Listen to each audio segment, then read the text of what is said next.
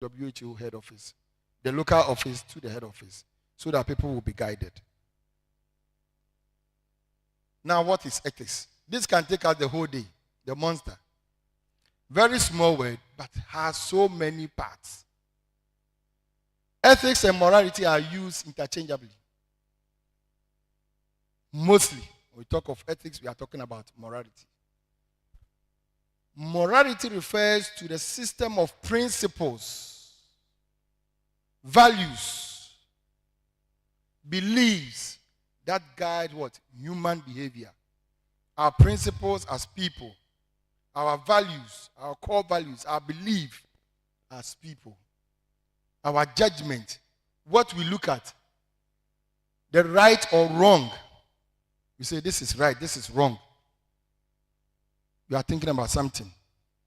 The goodness or the badness about it. That is morality. So all these things guide us as people, these principles. Some of these things are written, some are not written. You go to a community, they say here it's a taboo. They are not written. Mostly this is influenced by what? Our culture, our religion, our philosophical thinking, the societal norms. All these help us to shape us as people. That is moral. So the rightness or the wrongness that are used to enforce rules of what? Normative system. We will not go into that because that is pure ethics class. So, ethics is about making choices. Anytime you have to make a choice, you are thinking about ethics. And it's not just choices. We are talking of what? Hard ones, hard decisions. Hard decisions. I need to pass these exams. Should I cheat or not? So you are making a decision here. So those are hard decisions. All right? So once those things comes in, there are ethical issues. I need the organs of a dying patient. Should the person die now so that I get the organ and survive? Ethically, what is the decision that you are making? But these are difficult choices. The person should die. Somebody should die so that you get the organ. As a healthcare practitioner. I need the money of this pharma company. Should I change the result of my search on their drugs? You have done your search. You find something about the drugs. But because you need the money, should you change it to sue them, the pharmaceutical company, and take the money? Or you come out with your publication to say, this is the adverse effect of this particular drug. That is where ethics does what? Come in. So there is always an ethical issue when there is what? Conflicting values, beliefs, goals, responsibilities. Something is conflicting. Should I do A or B? When we feel that the rights of people are not being respected. Once you mention this is not fair, you mention justice, you are talking about ethics. You are thinking about, so there are ethical issues. Once you raise issues like, we are concerned about whether this is fair or just, there are ethical issues. If you are not so sure of what to do, should we do A or B? So the word ethics comes from the Greek word ethos. And that is about the custom or practice. Something that we do almost every time. But it is a generic what? Term that is used for theories, concepts, values, methods, principles, rules of understanding and examining a moral life. So the term ethics is what? A generic term. A doctor. Who is a doctor? We can have a medical doctor. We can have a dentist. But generally, they are called what? doctor. But even when you take a medical doctor, we can have what? A physician or an internal medicine, obstetrician and gynecologist, a pediatrician, neurology. When you take dental, you can get a maxillofacial surgeon, you can get a periodontics, right? But the generic term for all these people is what? Doctor. Physician assistant. It's a generic term. By the end of the day, we have physician assistant medical, physician assistant anesthesia, physician assistant dental. So applied ethics is the application of these principles and methods of moral philosophy. So what has become norm for us as a people, our values, our way of behavior, once we are doing something and we are applying them, then we are talking about ethics. So here are some other definitions. Ethics is a science which studies the morality of human actions. Whether your action is what? Good or what? Bad. The rightness or the wrongness of your action. Through the medium of what? Natural reasoning. Reasoning. Through the medium of natural reasoning.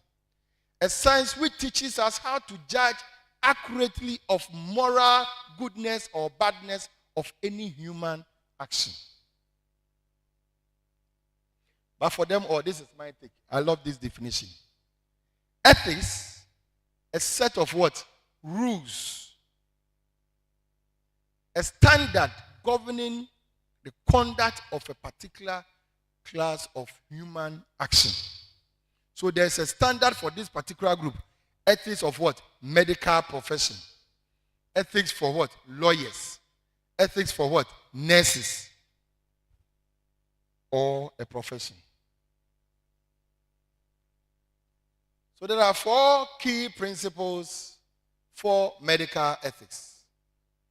And the first one is autonomy. The second one is beneficence. Third one is non-malfeasance. And the fourth one is what? Justice. I hope you know these ones. Good. So autonomy. That is where what? Which pertains to the right of the individual to make what? Decisions about his health care. So the issue of I'm the doctor, do this is past. You are talking of what? Partnerism. You discuss, because sometimes even the patient, before they get to you, they have research into what is happening to them. So you must be up there to discuss. These are the options. Autonomy. Beneficence entails the ethical obligation to act in the interest of the patient, not your interest. You are there to serve the interest of the patient. All right? To promote what? Good health. Enhance what? Well-being of the person. Not your interest. The interest of the patient. Non-malfeasance. Do no harm. All right? You are not causing what? Any injury or suffering to the patient. Justice. You treat everybody fairly, equally. Okay? If it is your family member, you are spending 3 hours cracking the patient, writing. But if it's a non-family member, before he finishes speaking, you have written malaria prescription for the person. You are not being fair to the people. So in respect of healthcare service provision, it is required that we have what? A standard of what? Behavior. You can't just do anything of your own. This is my decision. No. You require certain standard of what? Behavior. And ethical behavior is good behavior. Or ethical practice is a good practice. Because there is a what? Standard. This is particularly important because healthcare requires even more than standard of what? Behavior. It involves what? Making value what? Judgment about people as what? Persons, individually, who in many instances are the most vulnerable. At that particular moment, the person is sitting in front of you, the person is vulnerable. All right? So you can't use the same judgment. The person is vulnerable. Whatever you tell the person, he's likely to do it. So your decisions and actions should be guided. And remember that human lives are what? Involved. Human lives are involved. So ethics demands more than etiquette, which is courtesy for boys and girls. All right? Or good manners. You are not cultured at all. That is not ethics. It demands much more than courtesies for boys and girls. You greet the patient. No, that is not ethics. All right? There are ethical elements. What should I do? At what point should I make this decision? We are most often confronted with ethical-legal dilemmas, such as abortion. Should the baby be aborted or not? Under what conditions should we abort the baby? When you are confronted with such decisions or making a choice, that is what we call dilemmas. IVF, is it good or bad? Somebody's sperm. You want to inseminate the person to give birth. All right? Euthanasia. Should we let the person go? The person is dying. What should we do? Should we kill the person? Should we end it for the person? What should be the method? Maybe the person doesn't understand. So what are you going to do to let the person understand that there's no hope? Let me give you a classical example. Last year, around October, my dad was sick, very sick. And the week before he died, I went to visit him at home. And being a health person, I saw the person and I realized that there's no hope. Whatever it is, he will die. So I called my younger sibling, my sister, who comes directly after me. And the next, we are 6, 3 boys, 3 girls. I'm number 2. And told them that the condition that I'm seeing, if their father survives, is a miracle. When I said it, my sister was just weeping and wailing, and I left. That was Saturday. Monday, I was called that the condition has worsened. I said, take him to the hospital. I will come. I followed up, so it became a routine thing. 3 boys. Senior brother will go there in the morning, up to like evening. He will go home. He is a pastor. When I close, I'll go and sit there up to like 8 o'clock, 9, 10. Then the 3rd boy will go and sleep there. Then on a Saturday, no, it was a Friday, we were having an induction ceremony. So we did the ethics seminar on the Friday. Then I went to see the doctor. And the doctor was like, should we do blood transfusion? I said, you have to decide. It's not me. Is it because I work with the medical and dental council? He wants to make sure everything is what? Fine. Doesn't want any issue. And I said, do your best. So Friday evening, I left. In the course of having the induction program, I realized my phone was buzzing. My sister was calling, my brother was calling. Then a pastor called. I couldn't pick. So I go to church on Saturday. I'm a Sabbatarian. Not knowing about 2 or 3 pastors had gone to visit our dad at the hospital. And they realized the man was suffering at the point of death. So they wanted to pray for him so that he live up peacefully. But unfortunately, my senior brother was not around. I wasn't around. So it was left with the girls.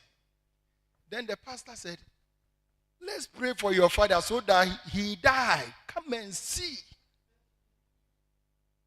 So for men, kasasam ne kra. Yemo pa man onye den. Euthanasia. They don't understand. But seeing him on the Friday, I know there was no hope. All right? So if a doctor had come in to say,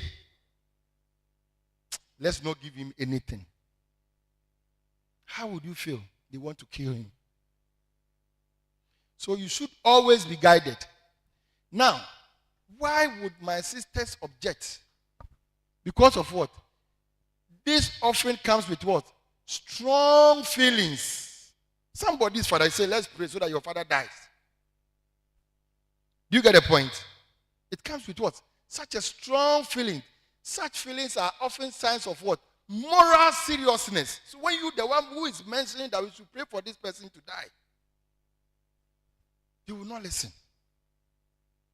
Because of the kind of feeling they have for their dad, they feel that the man should not die. But they can also be impeded to discovering the truth. They do not know. The truth is that the man was dying. There was no way. I saw it about a week ago. And I told them. But they don't want to accept it. So when we feel strongly about an issue, it is tempting to assume that we just know that the truth must be, without even considering the argument on the other side.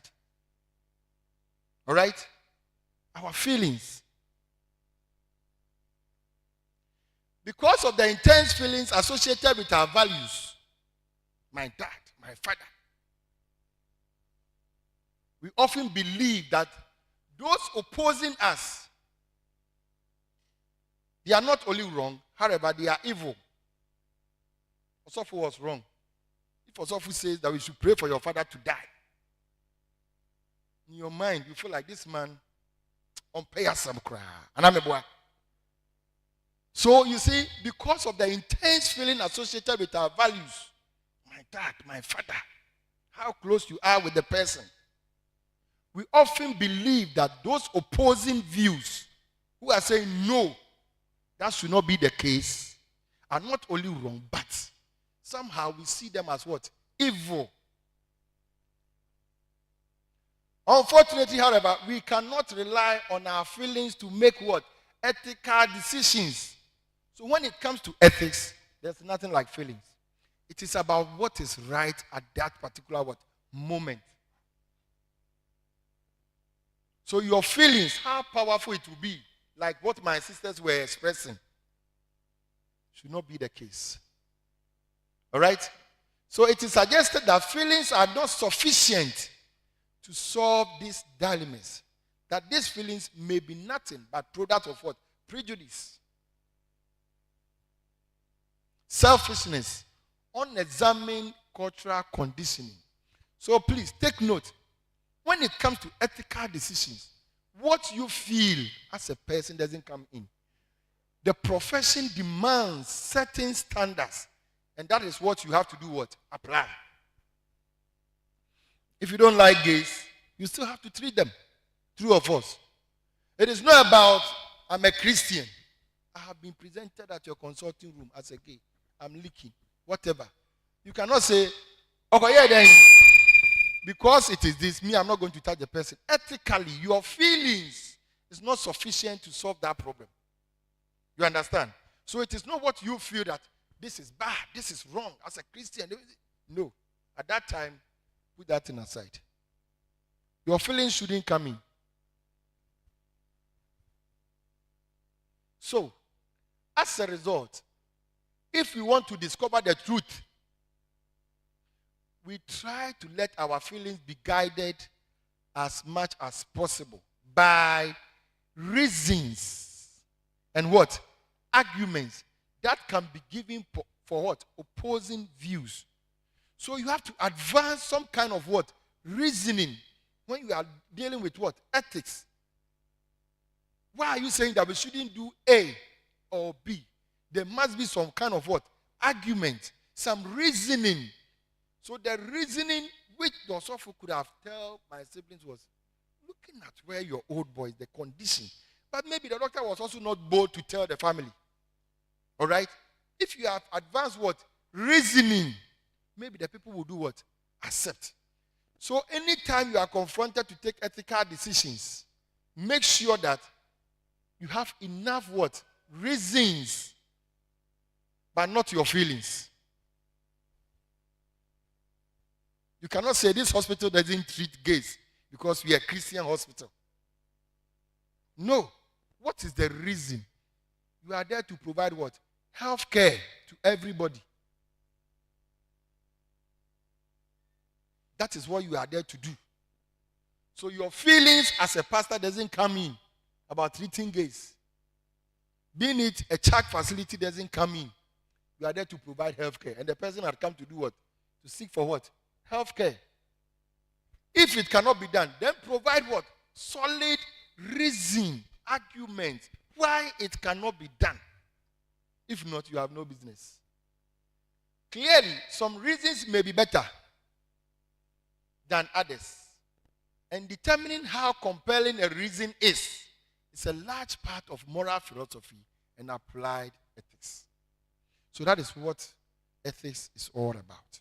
It is not about your feelings from today, no. When we are taking or talking about ethical decisions, it is not about me, I feel like. It's not like feeling like. It is about what should be done at that moment. So we've talked about medical law. We've spoken about ethics. What is the relationship? The law represents society's judgment on what? Ethical standards. That is our judgment. That is the law. Our judgment on the ethical standards. It also enforces sanction against what? Unethical behavior. So if you go foul to the law, we'll punish you. So philosophical ethics provide guidelines for what? So we use ethics, moral, to set the guidelines of making a law. That is why it has a limit. So let's look at this. So law and ethics ask related but different questions. The law talks about what? What is legally permissible? Legally permissible at the present time in the particular society. Whilst ethics looks at what? What is morally what? Right. So, the law detects what? Bad behavior. The law is there. Don't cross this line. If you're a child, your mother will tell you that I can pass here, but the child should pass here. So immediately you come here, you have crossed the boundary. So the law will do what? Detects what? Bad behavior. The relationship between ethics and law is reciprocal one. Law frames the setting, the boundary, the setting within which ethical choices may be particularly exercised. This is the law. The law says that A, B, C. However, ethics frames the limit that you can go voluntarily. That's why you cannot say I can't treat gay. I hope it's clear. Medical legal cases. So, mind you, health law and what? Medical ethics. Safeguarding the future of physician assistant, students, interns, to avoid what? Medical legal cases. So these are what? Medical legal cases against a doctor, a PA, an intern. How do they come about? How do you avoid them? How do they come about? To avoid what? Lawsuits. That is your future. How do you avoid them? By non-adherence to what? Medical ethics. If you are not adhering to the ethics of your profession, you get lawsuits. There are plenty of them. Professionalism. If you are not exhibiting that high standard, it is what? The highest of what? Not medium, not low. The highest of what? Standard. And you must be a man of what? Integrity. So it's here. Professionalism, it requires the highest standard and integrity of ethical conduct at all times, not sometime. At this time, you do it. The other times, you not do it. No. Physician-patient relationship.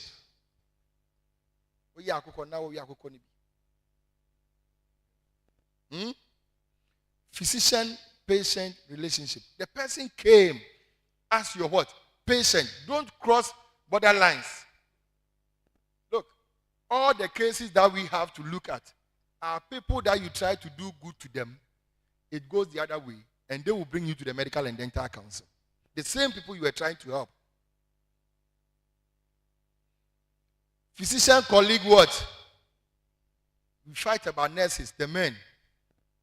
The same facility, and they are fighting about nurses. The ladies are fighting about this young doctor, this young PA.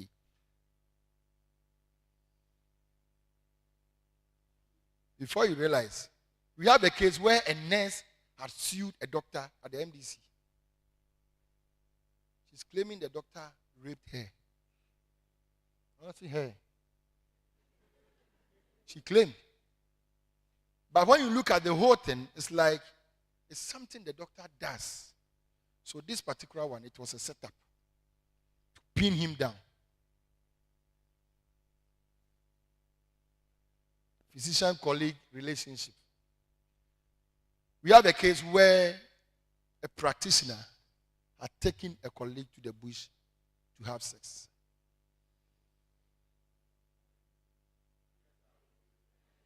Not guest house. So in the course of being in the car, she dragged the colleague. These are real cases, so I'm not exaggerating. I'm coming from the Medical and Dental Council. I know what I'm talking about. Cases that are being looked in by the council. Improper conduct. How you behave as a professional. For us, from the day of your induction, we take the student attire and put it somewhere. And we'll give you the professional dress to do what? Put it on. So that you forget about that student behavior. Anything goes. When you become a professional person, it's not anything goes. You can't put on certain things. You can't just put, for us, you can't even put on t-shirt to the consulting room. Then some of you will wear some tattered jeans. You cut here, they've cut here. And you are going to sit down to look at somebody. You say you're a professional person. And you can't dress properly. Infamous conduct in a professional disrespect. And this particular one, not even a law court can interpret it for you. It is only the professionals who can tell you what this infamous conduct in a professional respect is. And that is what the profession says has brought the name of the profession into disrepute. Once they use that against you, finito, it's finished. It is not determined by any court. The profession says this is an infamous conduct in a professional what? Respect. You are bringing the name of the profession down. It is not in any law, but can be used against you. Employment contract. Employment contract. Because of lab form, just this form that the food vendors they sign, they take to facility to sign. It delays somebody's internship for 9 months. The internship you are supposed to do for 12 months. And the person came. When the vendor came, she picked the form, went to give it to a lab technician, whether she ran the labs or not, came up with some kind of result, and the sharing of the money became something else. It got to management. Deliberately, they delayed the internship for 9 months. But your contract doesn't say that you're a lab technician. You're a PA. Do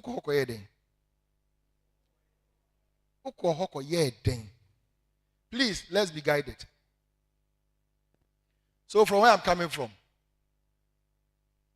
the council is established by this act, the Health Professions Regulatory Bodies Act, Act 857. And our object is to secure in the public interest, not your interest. The public is vulnerable.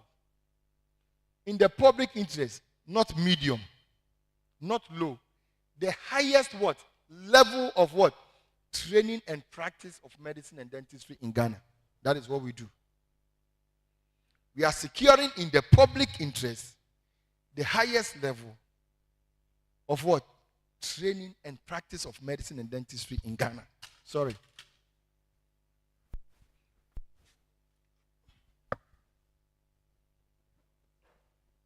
Once somebody walks to this facility to access medical care and walks into a consulting room, he knows he's seeing either a doctor or a PA. Or even if it is a nurse, whatever they tell him to do, he will do. True or false? He will not question. That is where the public is vulnerable. So we have to make sure whoever sits in that consulting room has that standard. So this is our mandate. We look at your training. We set standards for your training, your practice. We register you, and we regulate your practice. That is the mandate of the Medical and Dental Council. We set standards for your training. We register you, and then we do what? We regulate your practice. These are the functions of the council. We assess facilities and content of your training program. You don't determine that. It is determined by the council. Even that of the doctors, it is determined by the council. Assess facilities and content of what? Programs of training for doctors and physician assistant training institutions. We also make sure that you meet the required what? Standards. We conduct exams for foreign trained doctors. We have that of local trained doctors here. So it is not a mistake that when you finish your school, you have to write exams. Nobody has committed any wrong. Right? Nobody has committed any wrong that you have to write exams. Even now, doctors, specialists, when you go for your training and you come back, you have to write exams. The last one they wrote to the minister. The minister says the professional body has to decide. It is not the minister who will decide as to how you become a specialist. It is the regulatory body. We keep registers of duly registered practitioners. So when you come to our office and your name is not there, you are not a practitioner. Forget it. You are not a doctor, you are not a PA. We prescribe professional what? Standards and conduct. We prescribe and enforce. Make sure you do the right thing.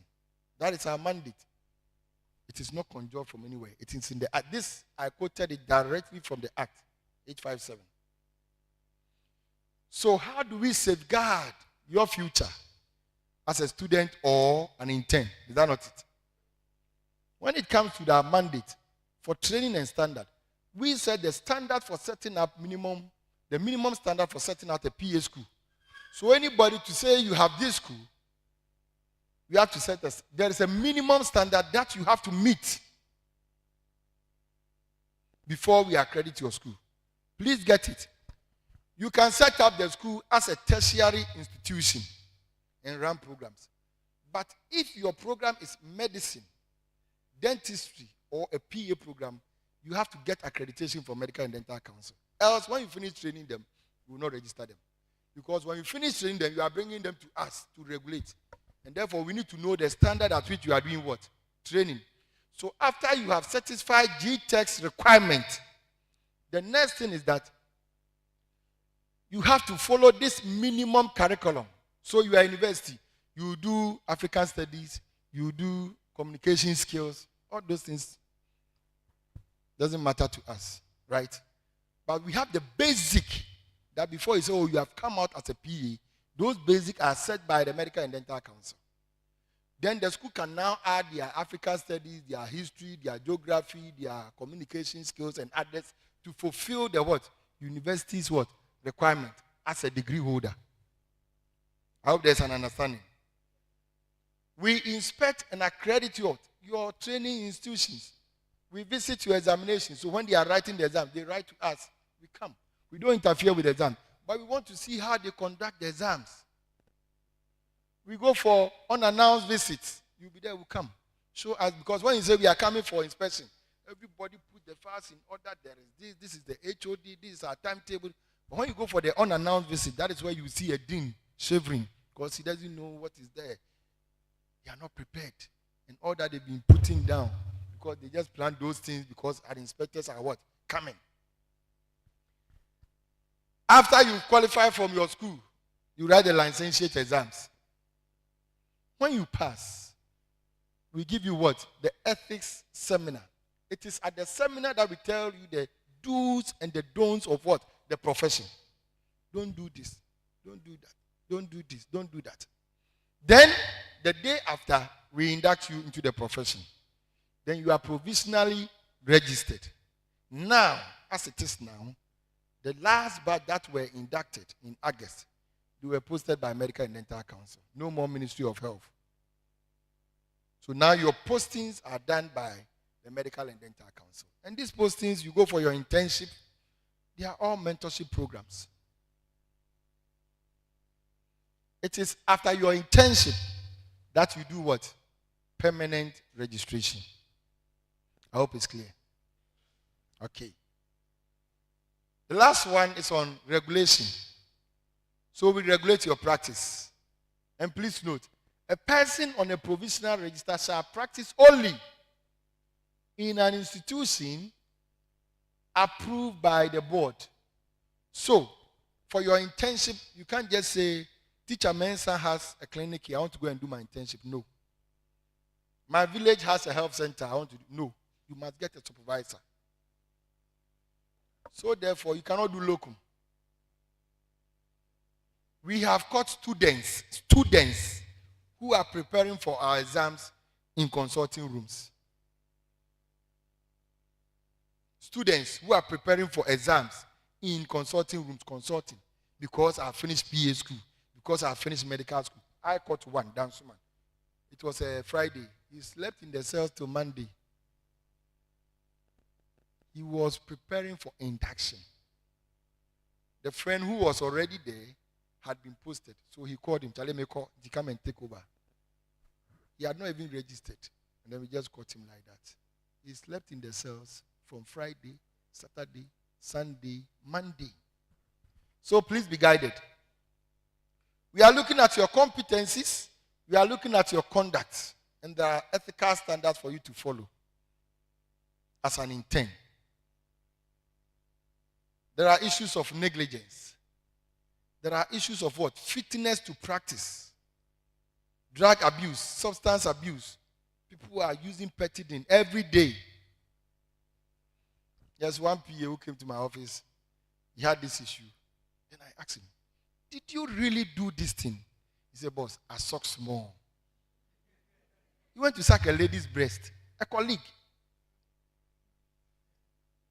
I said, did you do this? He said, boss, I suck small. And then she slapped me. How can you do that? I'm not exaggerating. I'm telling you real things. So please be guided. Fitness to practice issues are not punitive.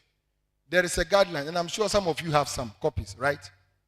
Procedures as to how to help somebody who is a drug addict or any problem with that. Because we don't want your profession that you have chosen to go haywire. There are disciplinary procedures. And for these two committees, even don't wish your enemies to be there. There are disciplinary procedures. The Penal Cases Committee is an investigative committee. Once there is an allegation, Kwame has done A, B, C, D to me, for us to believe that what you are saying is true, you back it up with what? A statutory declaration. That all that you are saying is true, but nothing but what? The truth. Once you back it up with that, the next thing is we write to the practitioner. This person has said A, B, C, D against you. Right? What do you have to say as defense? Then the practitioner will also bring his comment. Then the Penal Cases Committee will look at the merit of this case, whether we should dismiss it there, call and advise the people, or whatever. Or, if there is any merit, that ends it. You go to disciplinary committee. So that is the procedure. So once the complaint comes, we don't just call the practitioner and then we start lambasting them. No. So this is an investigative committee.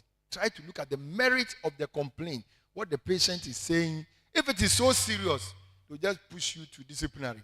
And at the disciplinary committee level, you have the right to come with your lawyer. Because the decision of the disciplinary committee is at the level of a high court. And once that decision is taken and you are not happy, the next level is what?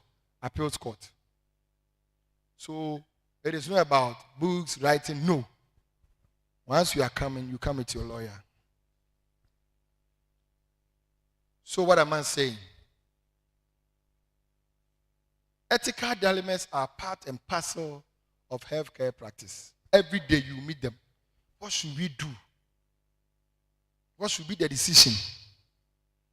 Healthcare practitioners demand more than etiquette. I said that is what? Courtesy for what? Boys and girls. So capacity building in ethical decision making is what? Key. Because you'll be confronted by this every day. Evaluate your decisions based on sound ethical what? Principles. Is it good or bad? Right or wrong? You should be guided. Evaluate the consequences of what? Each alternative action.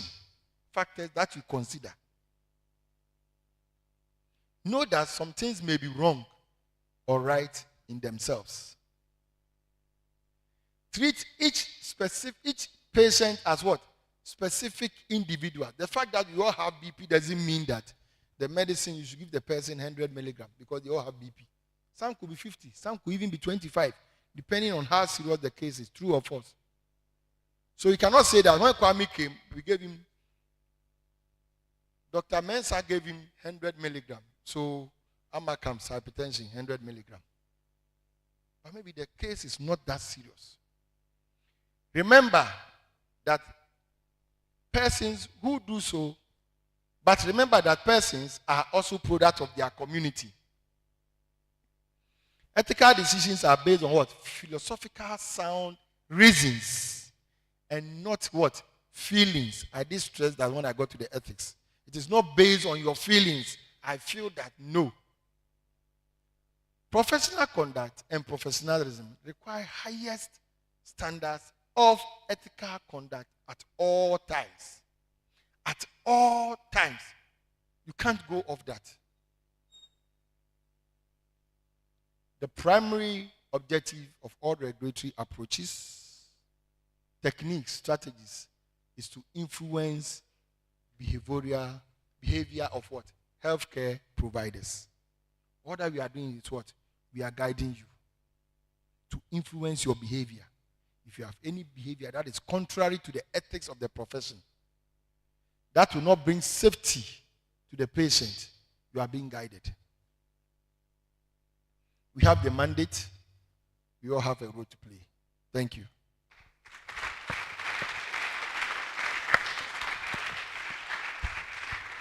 Thank you very much,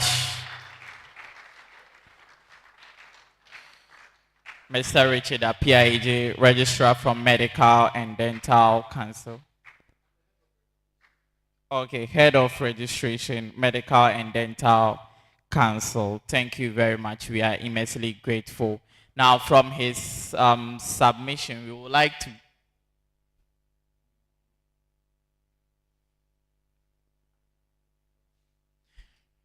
So after his presentation, it is expedient for us to take one or two questions from the audience. I know PA students have a lot of concerns, especially when it comes to the Medical and Dental Council exams and a whole lot of issues. So we'll give opportunity for 3 questions and then we proceed. Okay, thank you very much. Please come forward and then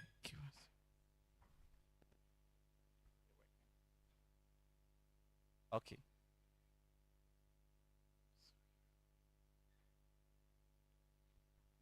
Hello.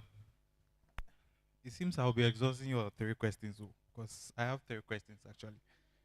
So my first question is, you talked about acting on the right judgment and not our feelings. So I wanted to know if someone acts on a good judgment, but the conduct ends up badly, what happens to that person? And then my second question is, someone who is already a nurse and then is on steady leave, but always and is in enrolling in now the PA course. He goes back to his old facility where he was a nurse. He was working as a nurse. Do you also term that as locum? Someone who is already a nurse and now enrolling in PA. He goes back. Come again. Nurse, yes. And then he has been enrolled into PA. He goes back to the old facility to work. Do you also term that as locum? To go there to help them, let me put it that way.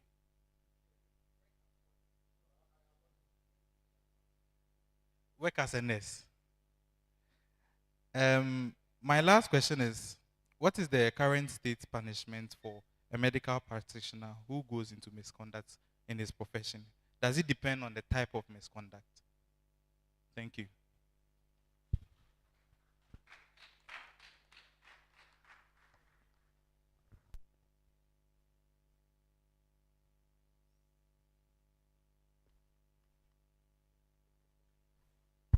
Please,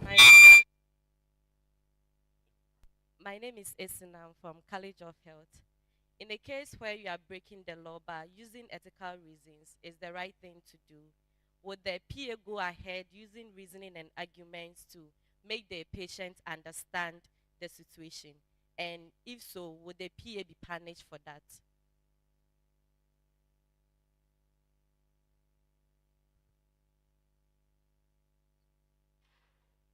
Thank you so much, sir. My name is Martin. I would want to know, you mentioned that there are regulations for the schools that run the PA course and that regulations for the schools that runs the PA course. So if a school is running a PA course and in the course fails to meet the standard or the criteria and you cause them to stop running their PA course, what is the fate of the students who were in that school? Because they already had the accreditation and now the accreditation has been taken away. So what do the students do? Also, you mentioned that the employment of physician assistants is not on the Ghana Health Service or the Ministry of Health, but is done by the Medical and Dental Council, if I heard well. Okay, sir. Then I would also want to ask, how do you address the high rate of unemployment amongst PEs? That is what we have heard. Is it true? And if it is true, what do you do as you are regulators? How do you help us solve that problem? And lastly, I would also want to know,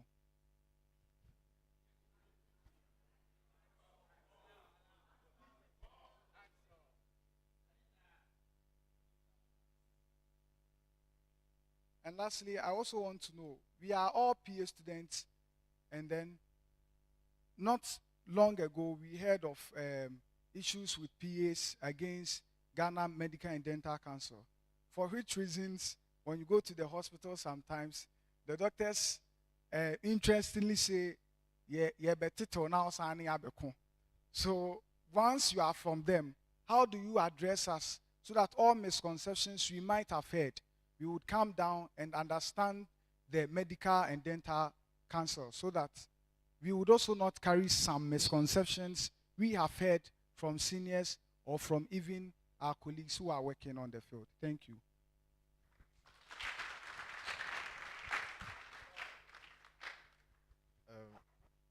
Please, my name is Emmanuel.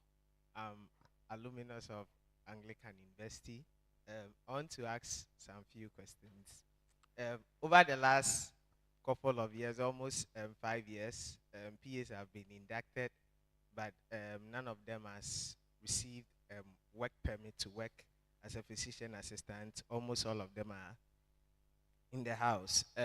What is the Medical and Dental Council doing, looking at the rate, patients' rate to doctors? What are they doing to help physician assistants that have been trained, written their MDC exams, been inducted, and then they are still in the house?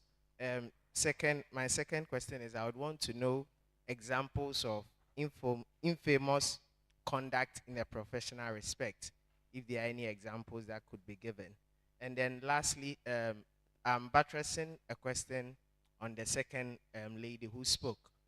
She asked the question, and then I'm giving an example. Let's say you are in the consulting room. Somebody came with his or her child. The patient needs blood, but religiously, they don't accept blood. And you being a trained physician, you've done all your checks and you believe the patient should receive blood. How do you address this issue? Parent is resisting, the child needs blood. How do you go by it? Thank you.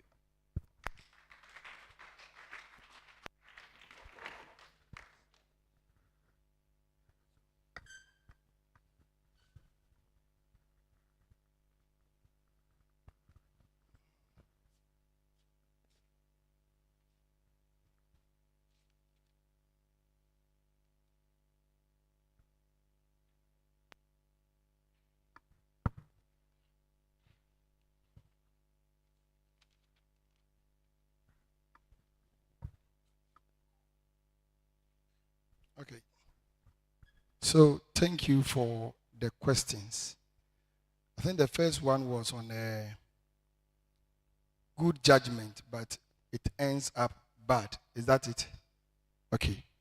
So you meant it well, but it ends up bad. So I indicated that if it's a complaint received by the Medical and Dental Council, we don't just say Kwame is wrong. We look at the merit of the case. That is why we have the Penal Cases Committee. That is an investigative committee. If there is the need to even call the patient and the practitioners together, they will do that. To listen to both parties, to know the intention about what went wrong. So just like you said, it could be a good intention, but it may go wrong. In that case, they can also advocate that the relatives of the patient should know that, yes, this is something that has gone bad genuinely, but it wasn't deliberate. Medically, it happens. And at that particular moment, you cannot hold the practitioner responsible. So at that particular moment, sometimes there are even cases or issues whereby the council will say, render an apology to the family or write an apology to. It ends there, right? So it is not everything that is punitive. So the idea or the intention would now come out to say that looking at the way he was treating the patient, there was good intention. All right. Example, you are in a facility. You came for night, right? Your reliever has to come. The person hasn't come.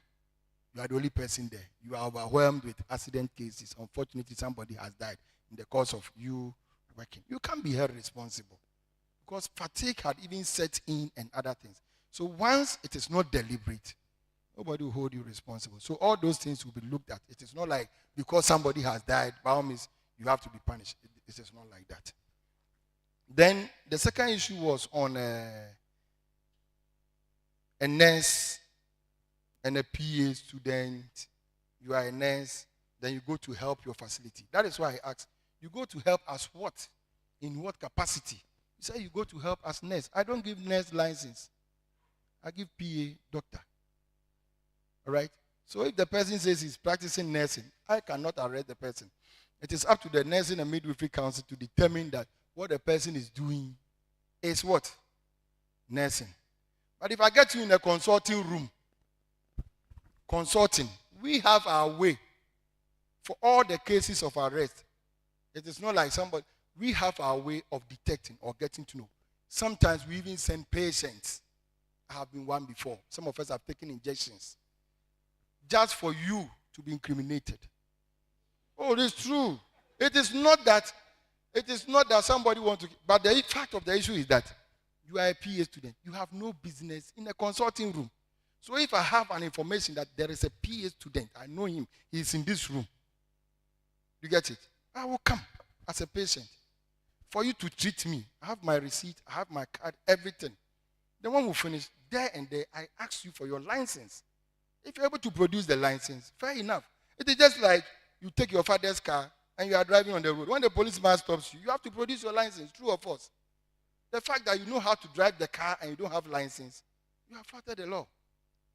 So when you find yourself in the facility and you are practicing as a nurse and you have a nursing license, no problem. But where you carry yourself as a doctor or a PA and we get you, we will arrest you. In fact, for some of these reasons, we have stopped renewing license for PA students who are in medical schools. We've got 3 of them. 3. one at Mataiko, I think Mataiko here. You see me 2 million see. Mataiko here.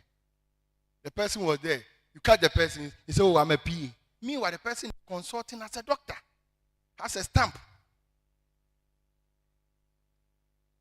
Right? So if you are there because you have knowledge about how to crack a patient, so you go and sit in a private facility working as a PA, meanwhile you're a student, you will be arrested. I hope it's clear. And then somebody was asking, what is the state punishment for misconduct? It depends on the gravity of the misconduct. There are some that we can give you a fine. All right? We can also strike your name off the register. We have that mandate to strike your name off the register. If it is so grievous, some names have been taken off the register. So it depends. And some are criminal cases. When I get you in a consulting room treating patient, it's a criminal case. So it's you and the state. Though we arrested you, we come in as witnesses. So it depends on the gravity of the offense. I hope it's clear. And then the next one is breaking the law using ethical reasoning. If your ethical reasoning is tenable, fine. But if it is not reasoning, if it is not tenable, then it is the same thing as you going before a judge. You want to tell the judge that I stole this goat because of my family is hungry, my mother was dying. Is that the way to go? Your first word is breaking the law. You are breaking the law. So the fact that your mother is hungry, your father is hungry, doesn't mean that. You see, that is why people are selling on the street. You are not able to sack them. You are hungry. You have no job. That does not mean that you come to my backyard and sell. You understand? It's wrong for you to come and make noise behind my window that you are selling. Because you say you are hungry, you don't have a job. You can't do that. You can't do that. So let's all be guided.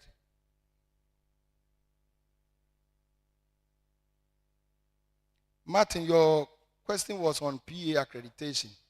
Martin, your question was on PA accreditation. Can you clarify it?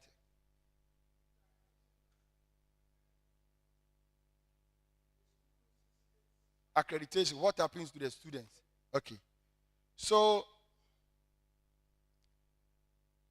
when they come for the inspection, they tell the school, for this and that reason, don't admit.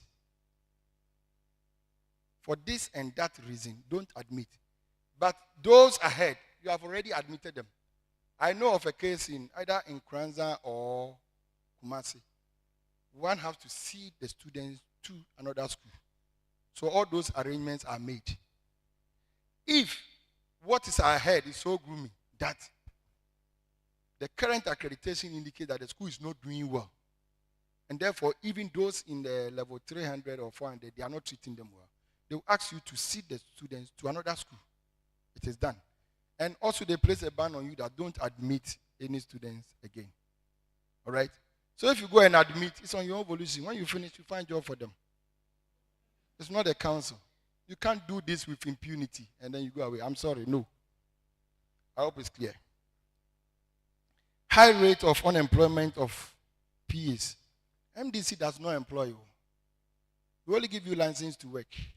So your employment is by the Ministry of Health. I am employed by the Ministry of Health.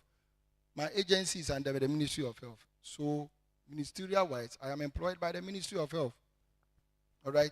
So just like you are an employee of the ministry, it's the same thing applies to me. But our only work is that we are giving you license to work. Just like DVLA. Somebody has promised you that I'll buy a car for you. Go and get the license and come. And you go and get the license. And the person who will employ you says that I've not gotten the money to buy the car. What will you do to the person? Nothing. What will DVLA do? You should go and buy your car. He can't buy your car. So we are limited. We can advocate to the ministry to, all right, do this thing. But employment issue is money. Though we send the same names to Ministry of Health for clearance. They do that with the doctors and leave that of the PA. As to the reason, I'm not privy to that. I am not. And you are not the only person at home. Nurses are also at home. Or are they not? Nurses are not home. They are not home. Okay. So it's a problem. And in fact, sometime one day somebody said it's a national security problem. If the country thinks that they won't employ people, then we should stop training them. You get it? But the government coup is also selling the forms. Can tamper plenty forms.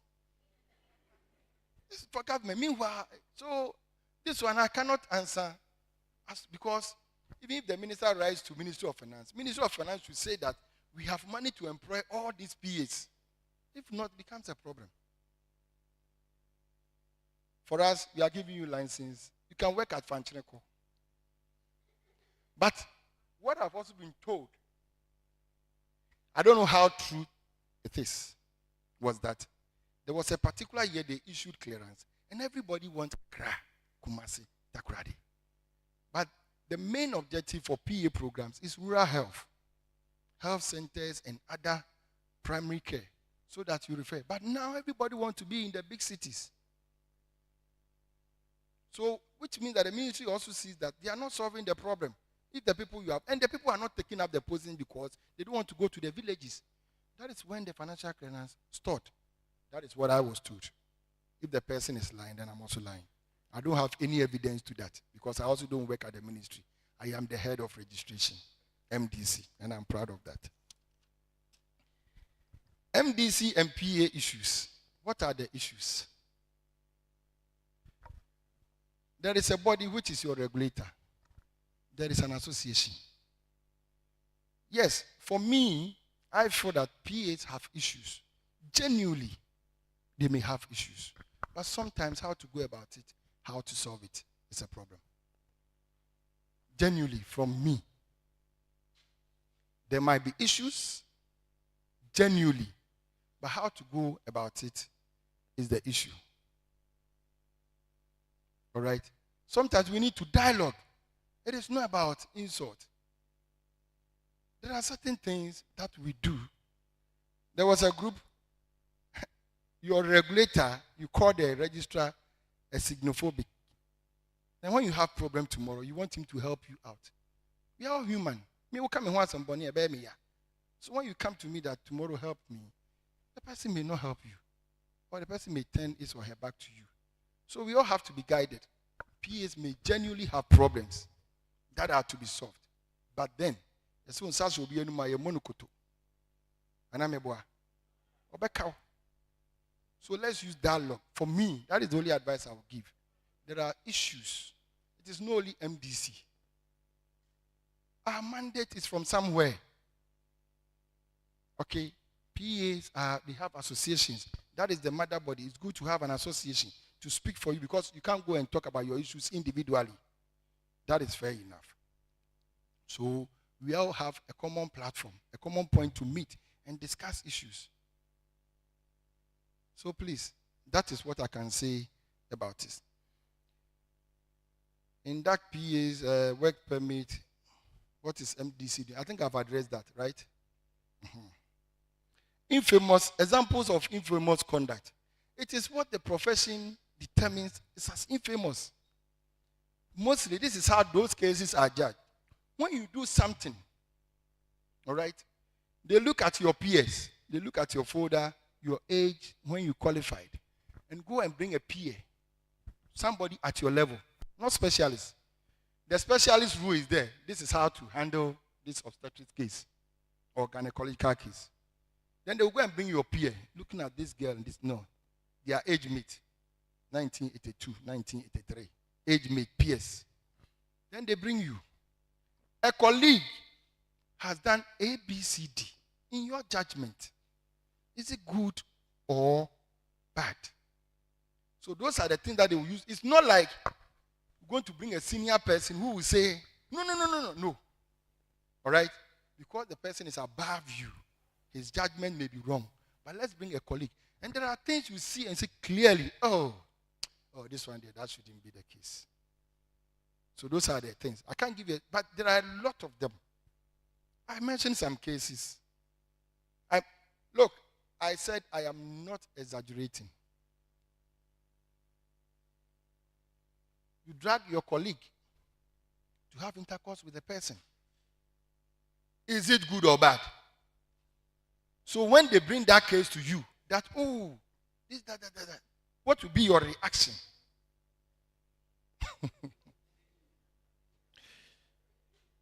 What will be your reaction? There was an issue about blood. You want to transfuse blood. The law says once the person is not an adult, you have to transfuse the blood.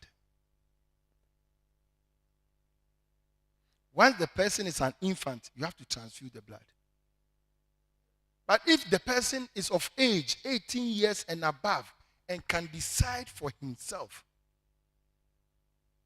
if not, let the parents sign consent form that they have refused, so that something should happen, you will not be held responsible. But once the person is a child, you have to transfer. I think I've answered all the questions. Thank you. Thank you.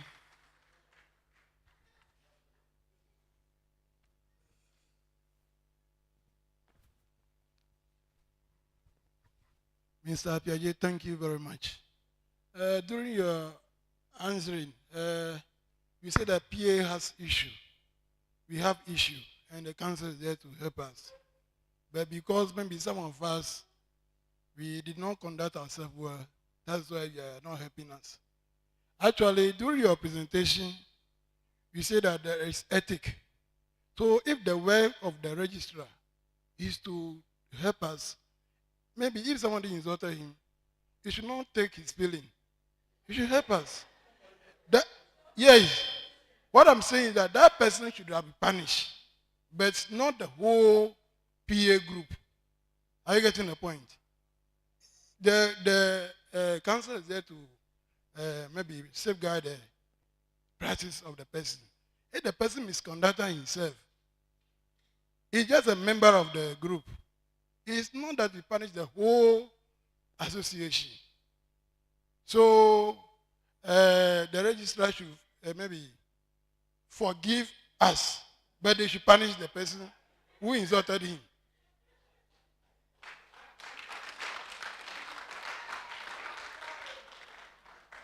Thank you.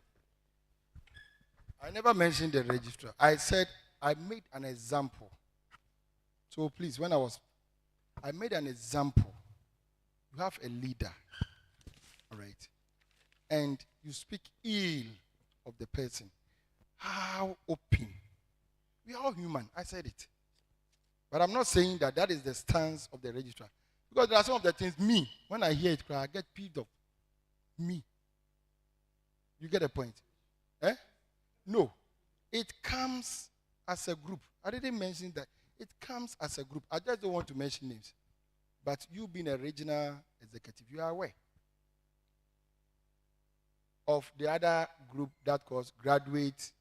I don't want to mention name. No, so that's why initially I didn't want to mention. But it came as a group. Do you get a point? It came as a group. It's not an individual. If you do something individually, you'll be punished as an individual. So please, let's all be guided. So those of us who are leaders, when we see our colleagues doing things that will bring the name of the profession into disrepute, call them, don't do this. Come again? Okay. I didn't want to mention names, but whatever we are doing here, this is a dialogue. We are advising. You may not see me as old, but working in one institution for 17 years, ask yourself, when did I start working at MDC? Where were you? 17. Right? So if not for anything, I have institutional knowledge. I was the head of training when we started registering PAs. And because of the volume of work, I was moved from training to head registration, and I've remained there to date. So I had been with PS right from the inception. The first conference was at Koforidua. I attended every PA conference until recently. So I know what I'm talking about. So some of us have guided PAs. Peter is here. He's aware. He's aware. Chief Moro is aware. Some of us even do backdoor work. Even before you go to your conference, how do we get this person there? Do A, B, C, D. The person will hit you, your call. Do you get the point? So when it gets to some of the things, we all need to be. We may, yes, those of us who are in the universities, we call ourselves graduates. But when our president is doing it and is going against us, nobody will talk. But irrespective of that, when they call the registrar for meetings, he goes. Because he will be summoned by the minister. So he cannot say he won't go. He goes. For issues to be tracked out. So it's not like the registrar. But you see, there might be a time that it's not only about the formal things. I'll meet you one-on-one. I said, I think PAs genuinely have problems, but how to solve it, right? So if you approach me and said, you said something, how do we go about that? I may share my idea with you so that as a regional executive, you may carry it to your meetings. A lot of PAs call me. Not only executives. Yesterday when I was coming, Secretary for Ashanti Region called me. So those are the things. But a word or an advice from one person may solve a lot of problems. Thank you. Thank you. Thank you very much. Yeah.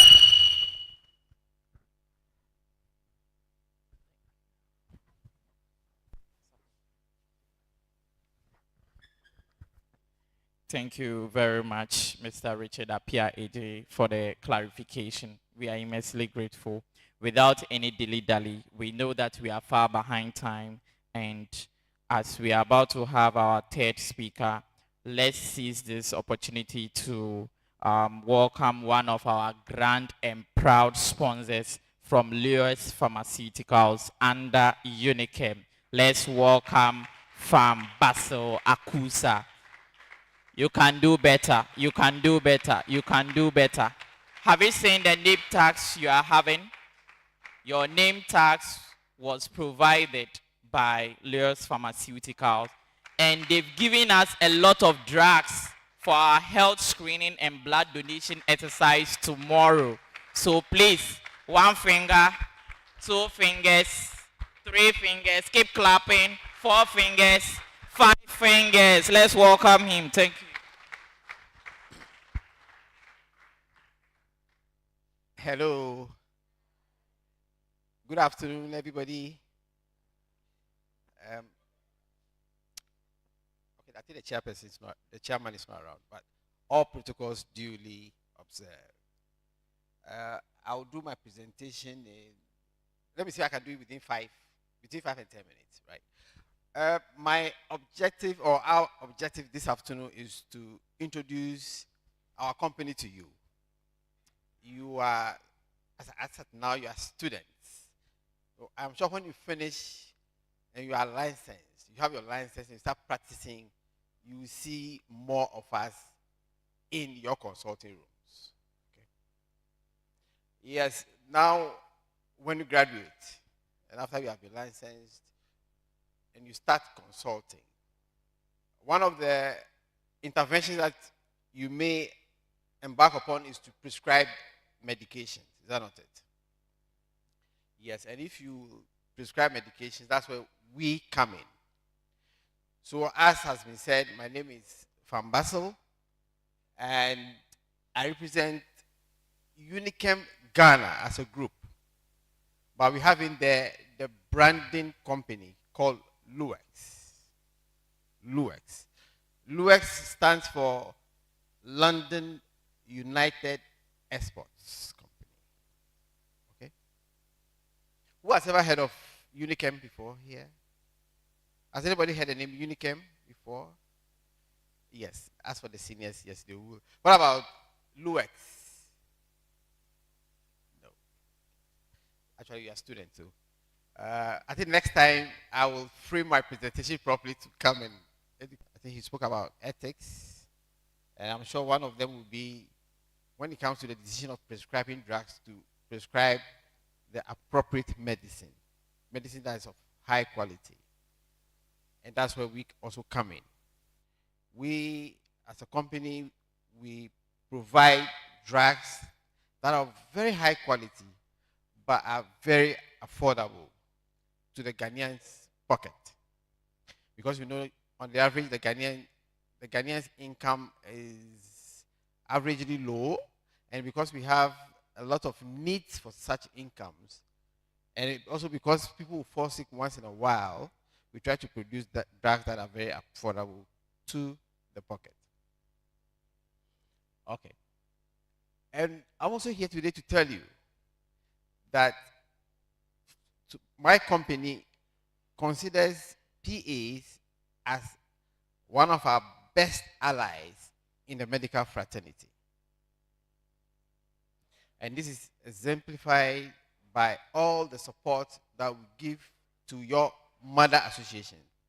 I think the National General Secretary, right, is there, and they can confirm what I'm saying. I don't know whether anybody has identified any of the medicines here. Either you have taken it before or you have heard about it. So, something that will be very easy to identify our products. Because it is, as I said earlier, London United Exports. We have simplified it to be LEX. So most of our products will either start with LEX or end with LEX. So if you have heard of Lexporin before, Lexporin is our product. If you have heard, so Lexporin starts with LEX. If you have heard of Neohycolex before, it is our product because Neohycolex, the end ends with LEX. So it makes it easy for you to identify our products. Okay. Would you show our factory briefly? The manufacturing industry. Yeah, so I just want to show you a brief video of our manufacturing industry to see how beautiful and modern it is.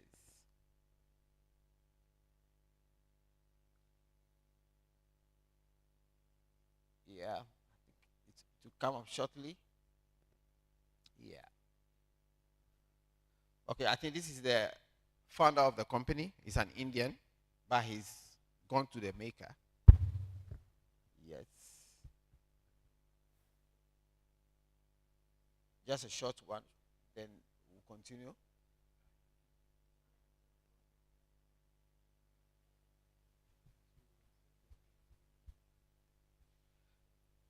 Actually, we launched this earlier this year, although it's been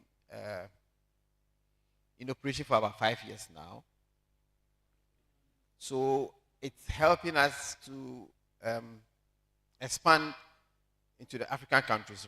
Currently, we are in Sierra Leone, Ivory Coast. We are just about entering Mali. We want to conquer Africa. Then from there, we go to the world. Yes. Ensuring that our plant operates efficiently, effectively, and in compliance with all relevant regulations.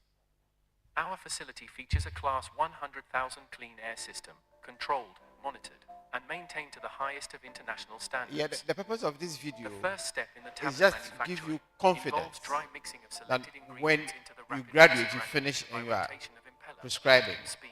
and you are going to prescribe Dry blend is then any granulated product using a wet from the granulation Luex process, brand. where the blend is mixed with a binder Be assured that mixture it's of of wet high granules quality, that are dried by use of fluidized manufactured wet dry under and then squeezed international to obtain uniform-sized granules. standards.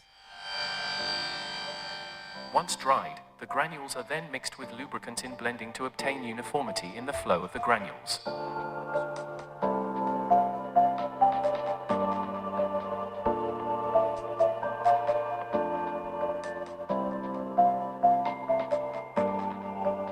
After this process, the granules are then compressed into tablets using a tablet press. The tablet press applies pressure to the granules to form them into a compact tablet form. It's enough. I don't want to take much of your time, so I think this is enough. Just to show you the modern gadgets that we have. We are always ready to host any of you who is willing to visit the factory to see for yourselves. Okay? So the last thing I'll talk about is to show you how close or closely we relate with your mother association. So are the pictures there? As I said, we have a very close relationship with your mother association. regional wise, national, I mean, at the highest level, national wise, we do. Just a few days ago, I hosted, or we hosted a Greater Accra branch of the PAs as LAPAM. Because that's what they chose. They said, we want you to be at LAPAM. I said, okay, we'll take you there. And we're there. Okay, I just wanted to show you some few pictures of it, but maybe it will come later. And it was a nice program. We played beautiful games, and very good prizes were given to deserving winners. Yeah, I think these are some of the winners. What it's meant to do is to tell you that we are your allies. When you finish, you will have friends in Unichem Ghana Limited or Luex as a company. You will have very good products that when you prescribe will help your patients. Okay? And also, you can always come to us for, how do I put it, any support. As the MC said, we gave a few items when you requested. A lot of companies come to us, organizations come to us for drugs when they want to embark on health outreach purposes. I'm sure this year we give to more than 100 companies that came to us. We always are very happy to give and to help society. So to crown up my presentation, I'll say, don't forget the LEX, London United Exports. Most of the drugs that you see when you go out and you see any medicine starting with LEX or ends with LEX, as I said earlier on, Lesporin or Neuhycolex, Ciprolex TZ or Ciprolex, Gynomycolex, Metrolex. These are our products. They come from London United Exports. So once again, be assured that by the time you start practicing, you will have friends in a company, one of the leading pharmaceutical companies in Ghana, in the name of Luex or Unichem Ghana Limited. Thank you and enjoy the program.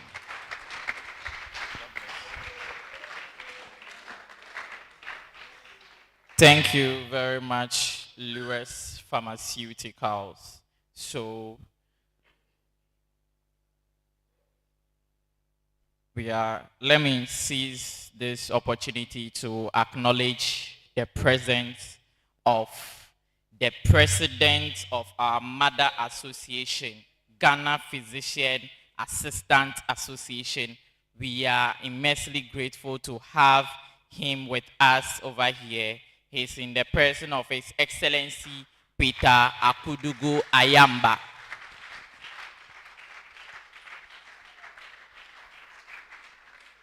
Also, he came with his General Secretary, Honorable Peter Kwenyefu, GPA General Secretary.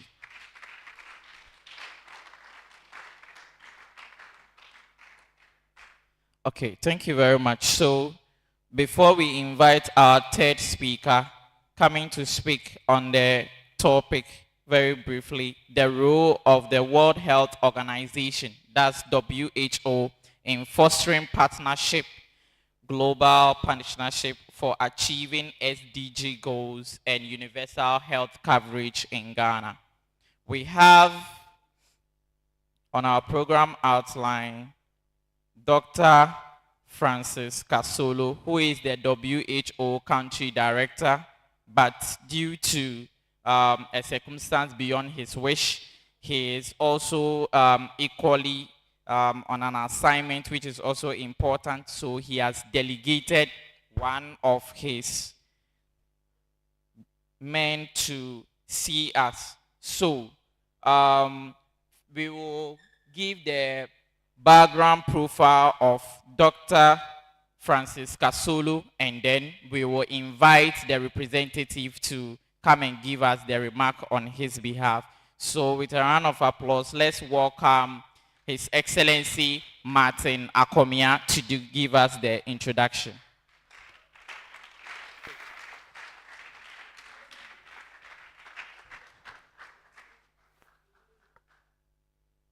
Thank you so much, sir. Good afternoon once again.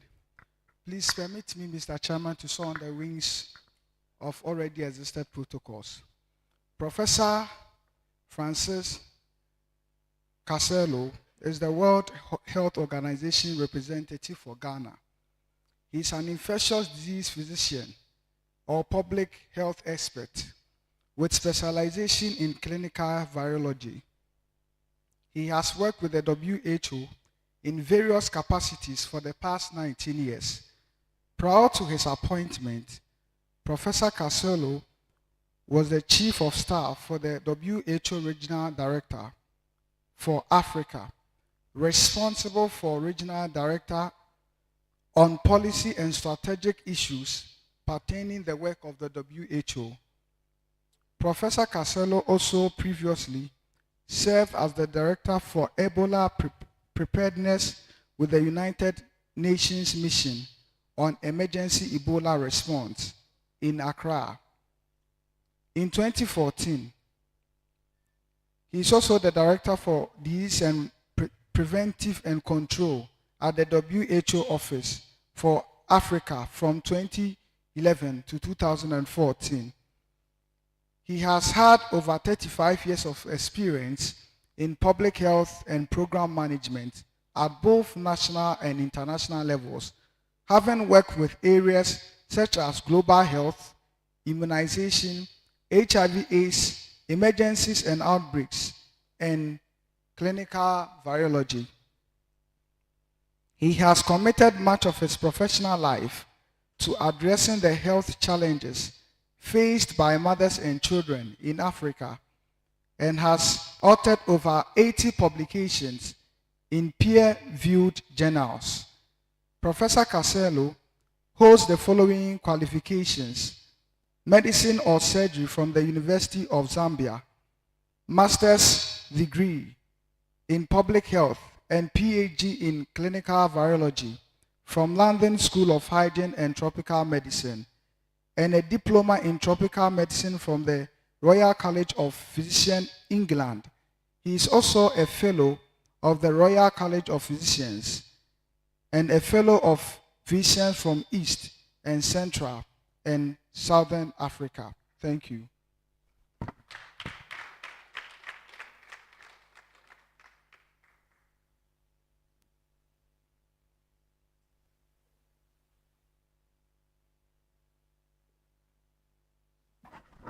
Thank you very much. So the media team will give us his picture, and then we, with a round of applause, let's welcome Dr. Sophonias Asrat, the team lead for UHC Live course. Thank you very much. Good afternoon. I hope the energy level is good enough to stay for a few more minutes.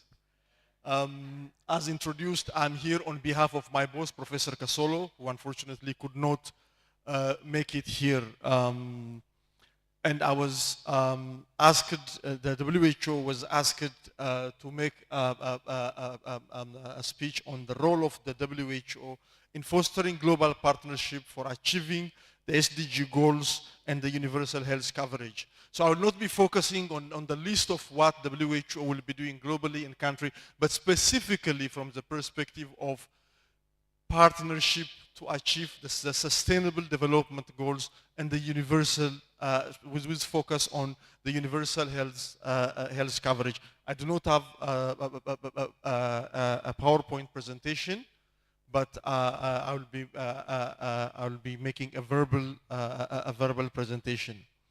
I think first of all I have to commend you for the theme that you have chosen.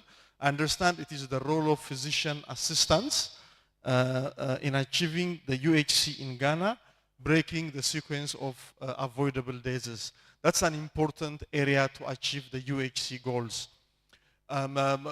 Ghana was having a good national routine health information system One of the routinely monitored activities is institutional mortality, institutional maternal mortality rate, institutional infant mortality rate, and the others.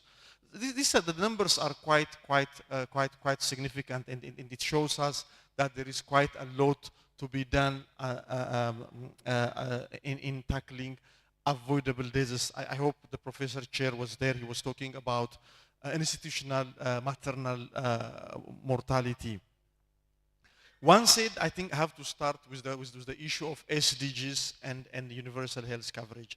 As you are aware, starting from the year 2015, the world has committed to 17 UHC goals that every country has to achieve. Prior to that, we were talking about MDGs, specifically vertical goals, focusing on achieving vertical disease reduction and other goals. But the SDGs are mainly interrelated goals focusing on development. One of those goals is focusing on health, better health for humanity. And one of that sub-goals is focusing on universal health coverage. And what is universal health coverage? We all talk about it. Just to spend a few seconds or a minute about it, it's about ensuring that all citizens of a country or everybody gets access to quality health services without facing financial hardship. Defining it on specific contexts can be different from one area to another, but maintaining the same theme. Mind you, in Ghana, you have a UHC roadmap. I hope you know about it. If not, I think it is quite a stimulus for you to go and refer to it. In Ghana, the definition, if I remember it correctly, is everybody living in Ghana have access to quality health services without facing financial difficulty. Now, here there are three concepts. One, all citizens or all people living in a country. Two, access to health services. Three, not facing financial hardship. So it is, to some extent, an ideal situation of providing access to everybody without getting financial difficulty. A bit of an ideal goal, but the moment we come to state indicators of measuring of what we intend to achieve, it becomes a bit more concrete. You know, globally, now we use different indicators like service coverage index, impoverishment, out-of-pocket expenditures, and others to measure universal health coverage. And in the report that prepared in 2021, unfortunately we don't have a more recent data. The one published in 2023 is covering of is using a data up to 2021, and it's called Progress Towards UHC. It's a World Bank and the WHO report. It appears that in the recent years, the progress towards universal health coverage has stalled or decreased. About half of the world's population not covered by essential health services.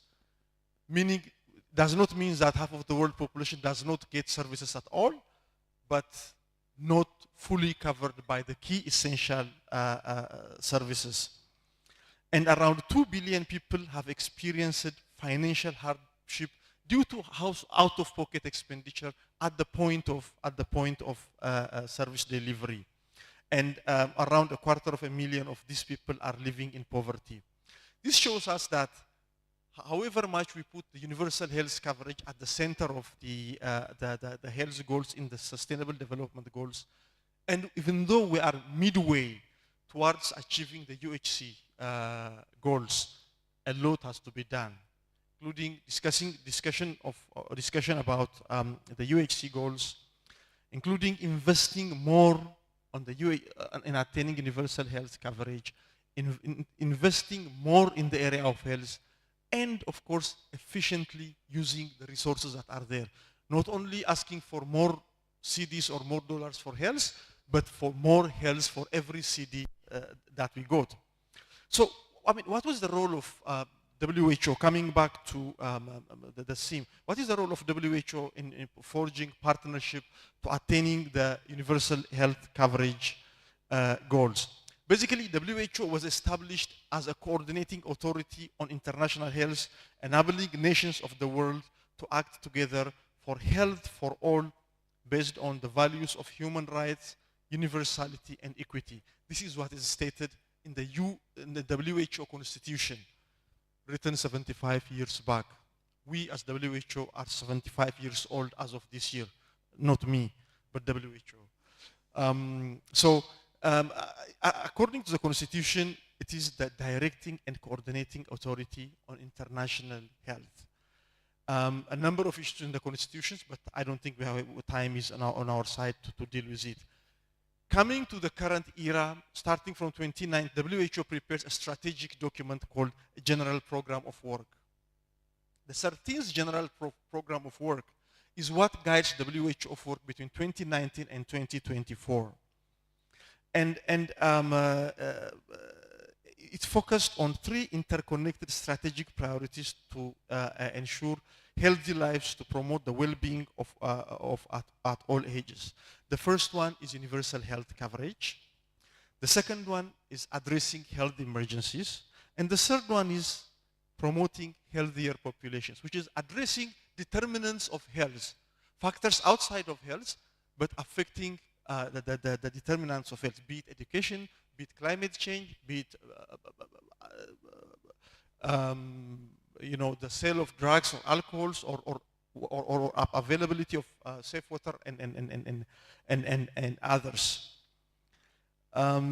So coming to the specific areas, WHO is at the forefront of fostering inclusive partnership crucial to achieving not only SDG 3, for example, also SDG 9, which is focusing on industry, innovation, and in infrastructure. These partnerships span via academia, research, and health sector and in the industry. I will try to take some examples of partnerships in Ghana. For example, in Ghana, WHO is partnering with the School of Public Health, building capacity for surveillance, monitoring, and evaluation for malaria elimination in malaria endemic Anglophone countries. So Ghana is being used as a hub to train a number of countries in malaria control and prevention, using the disease epidemiology and also the strong teaching institutions here in Ghana. More than 250 health professionals from 15 countries have been trained in the past decade in this area. We are also partnering currently with an institution, with a private institution, teaching institution, to sustain a training on leadership. We are supporting the Ministry of Health and its agencies in training health service managers in Ghana in improving their ability to lead the health sector. And we are now partnering with a private university on this one. We are also preparing to sign a memorandum of understanding with University of Health and Allied Sciences in the area of research, human resource development, and others. Thank you. Okay. And by promoting collaboration, WHO accelerates progress in medical research, encourages innovations in healthcare, and facilitates dissemination of evidence-based practices. Similar with the above example, WHO is strengthening health economics research and data analytics capacities of Ministry of Health and its agencies through partnership with Department of Health Policy and Management of School of Public Health in the University of Ghana to train Ministry of Health staff, not only Ministry of Health headquarters, but its agencies. The whole idea is that one of the pillars of the universal health coverage is, the financial issue, that to make sure that people access health services without having financial difficulty, which means we have to monitor how much money flows to the health sector. We have to see where that money goes and how it was used. How efficient are we in using this resources? So we need to do a health account. We need to also do an effectiveness analysis of each intervention to consider whether this has to be included in the health benefit package or essential health service package of the country. For this, we are training health professionals at master's level. And we are till now, there are 37 graduates have come out with the partnership with the University of Ghana. WHO also works in the area of capacity building for sustainable local manufacturing of and medical products that meet the safety and quality standards. And WHO is providing support for manufacturers to attain good manufacturing practice for pharmaceutical products and vaccines. It's WHO who provides the GMP manufacturing license.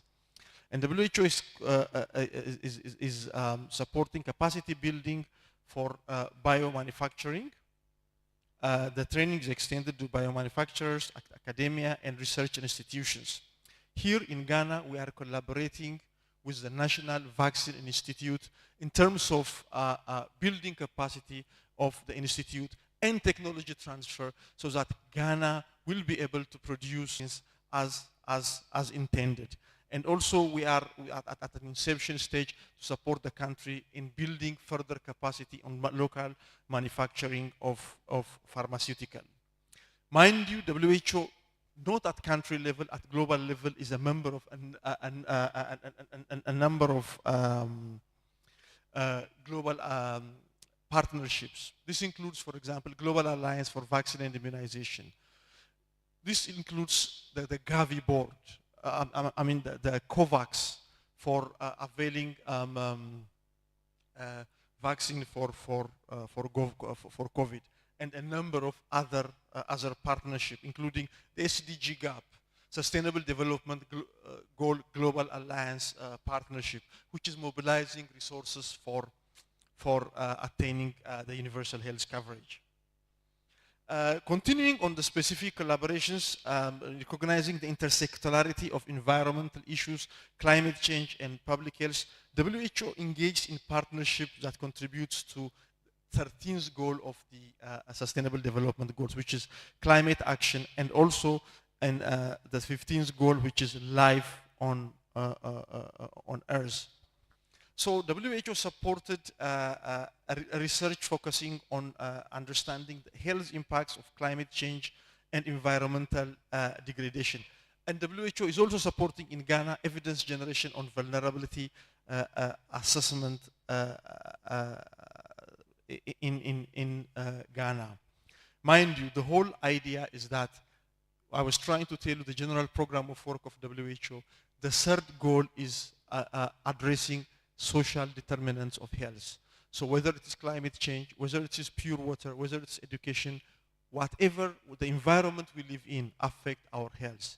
So WHO is partnering with teaching institutions, research institutions to generate evidence to show for policymakers that their policies outside of the health sector also affect health. And it was the example of the climate change that I tried to bring to your to bring to you just a minute back. We also work we also collaborate with academic institutions to contribute significantly for not only SDG 3, which is health and well-being, but also related with quality of education, which is SDG 4, and gender equity, which is SDG 5, and reduce inequalities, which is SDG 10.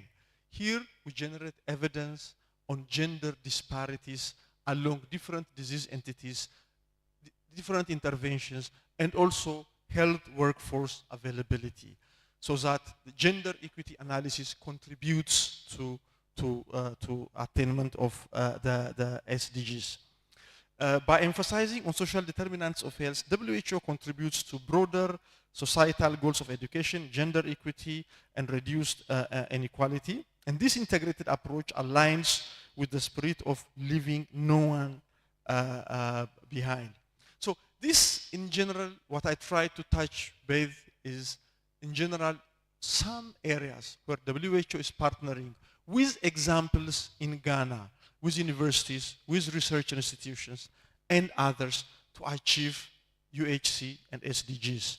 I don't think I have to go through the list of all partnerships globally, which might be a bit exhausting for you. But in general, WHO focuses on SDG 3, which is health and well-being, and addresses SDG 3.8, which is universal health coverage, but also touches a number of SDGs, sustainable development goals, as I try to highlight, through partnering with different countries, academia, and institutions that we call collaborating centers of WHO. Just to give you the gist of what we do in terms of SDGs, Sustainable Development Goals, and universal health coverage. Thank you very much. Thank you very much, Dr. Sophonias Asrat. That's a wonderful presentation. Okay, so we will welcome one or two questions from his presentation. But any question? Okay, our president have a question. Let's put it out for the first gentleman of the land, PASAG National.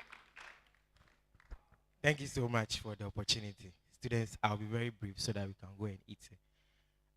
Boss, thank you for honoring our invitation and giving us such a powerful presentation. When you were speaking, you made mention of a lot of global institutions that World Health Organization is partnering with in ensuring a universal health coverage. And that is our team basically for the week celebration. We don't want to have just a team and then finish the week celebration and that is all. So basically it means that our students are ready in championing a cause of achieving a universal health coverage.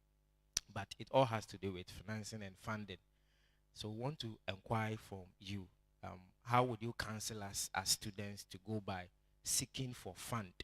I mean, in order to propagate our team for this year's week celebration so that it wouldn't be just a mere team, but after here, we can project the team and then also ensure that we do our quota in ensuring a universal health coverage. Thank you.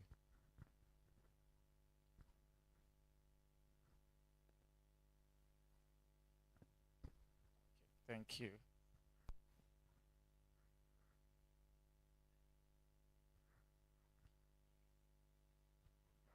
Okay, let me try to respond.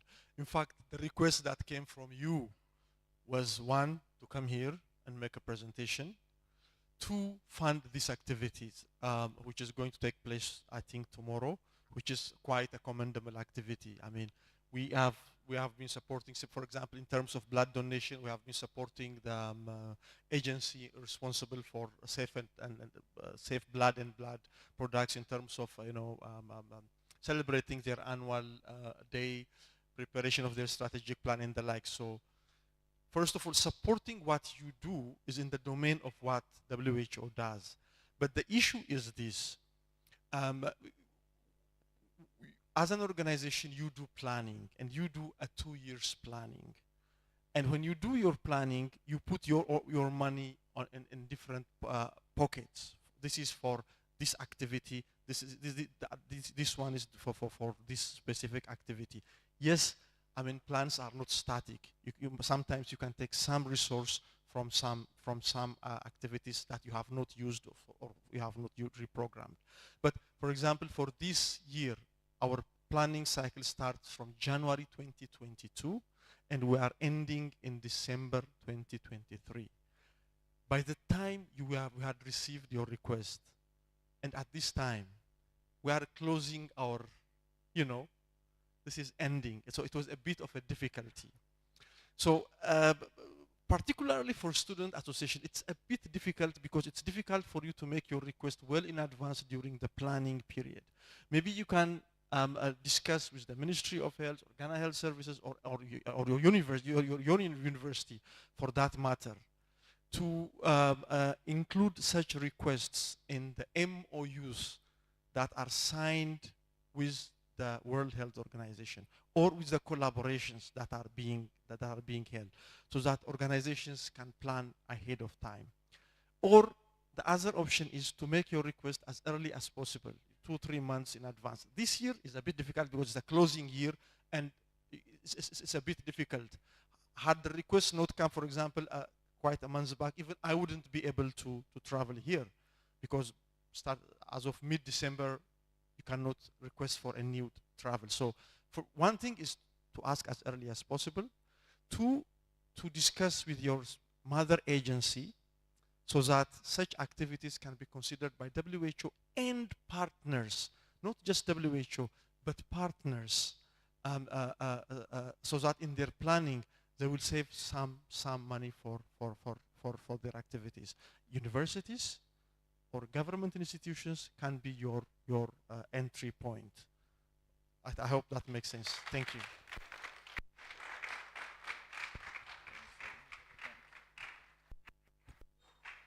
Thank you very much, Dr. Sophonias Asrat. So before we close chapter on the morning session, we would like to take an announcement from the LOC chair, that's Local Organizing Committee, that is Honorable Victor Nogbeji.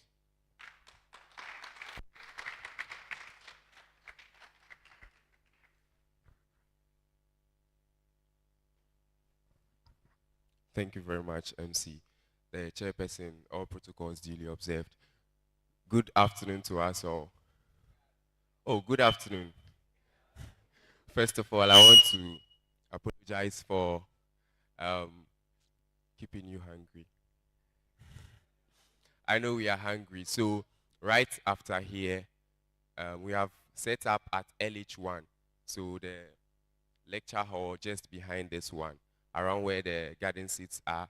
There are tables arranged there neatly, and the food is available. So after this session, you all walk in there, you'll be served, you sit there and eat. Then I think the next session will start at 2:30. All right, at 2:30 we'll start the next session. So please, after you are done eating, come back inside. But then we have peculiar challenge with regards to the registration. So far, we are about 114 in camp. I mean, those of us who are residential. But as of now, only 80 people have registered online. The online registration is what gives the local organizing committee the data that we use for every organizing you see here. So please, the actual fact is that if you have not registered online, you're not supposed to have your food. So the local president should kindly share the registration link with their members who are here. Once you are going inside there, please make sure you register. For this afternoon, we are going to pardon you. But by evening time, we will use the list from the online database to distribute the food, because we are distributing the food in groups, but some people still come back and complain. So we want to do it on individual basis. So please, kindly do us the honors of filling the registration form online. That is very important. Then on the tour and dinner, so we have a tour on Friday and a dinner on Friday night. The registration for the tour is 60 cedis. Hello?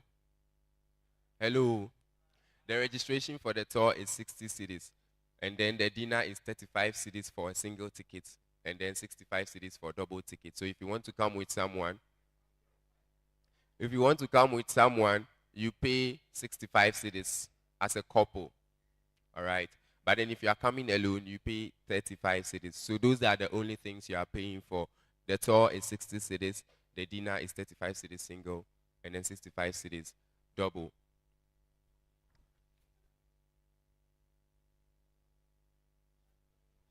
All right. Before we arrived at camp, the National Executive Committee and then the local organizing committee had a meeting with all registered participants. But out of the 98 people that registered at the time, only 30 people were in the meeting. So I'm sure they understand why we are paying for the tour and the dinner. So I don't think I'm the why the payment has to be made. I think the national executives would have to do that. I don't think I'm the right person to do that. So I'll leave that to them. But all I know is that we are making payments for the tour and the dinner. So they will explain that later.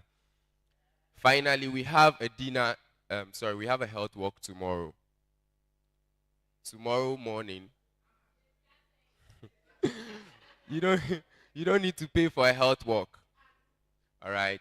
So at exactly 5 a.m., we'll be leaving the Hall of Residence. Please, are you with me? Yes, and we've also observed that many of us don't come for the morning gatherings. So please, when you hear the whistle or, the camp commandants come around to call you, please wake up and prepare early so that we can start the session. Today we delayed. So please, from tomorrow, let's start and be in time. Yes. So we delayed because you didn't come to fill the auditorium. As at when our guests arrived, less than 20 people were in here, and it's not nice. You see the way we are sitting beautifully. It will be better if we sit like this by 8:30 a.m. That would help us. Then finally, in case you want to use the washroom, you just move out of the auditorium and you take your left. The annex at this side is the washroom. So the female one is the first one, and then the male is the second one. Thank you very much. So right after this, please, let's all move to LH1 where the food is being distributed. Thank you very much. Thank you, LOC Chair. So, to wrap up, our Honorable Public and Media Relations Officer have a question for our Head of Registration from Medical and Dental Council. So we welcome that question, and then we'll give the opportunity for our chairperson to give closing remarks.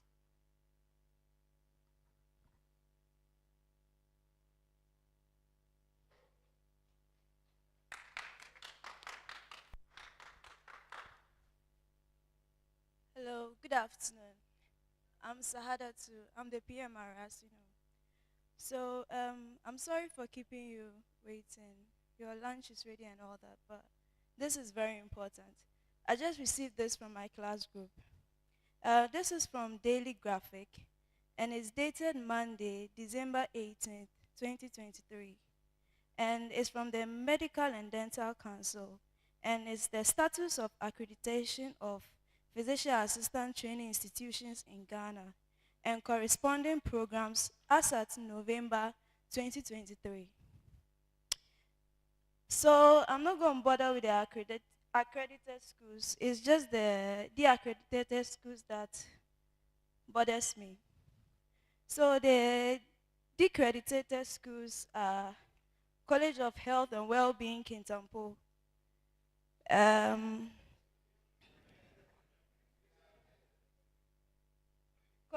College of Health, Yamfo, Garden City University, which I'm coming from, School of Anesthesia, Konfuanochi Teaching Hospital, and we have School of Medicine, University for Development Studies, Tamale. We have Central University.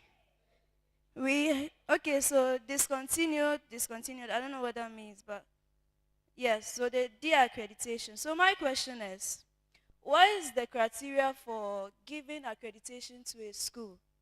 And what is the criteria for taking it back? Because the criteria has been met, you gave the accreditation, so why are you taking it back? Please, that's my question.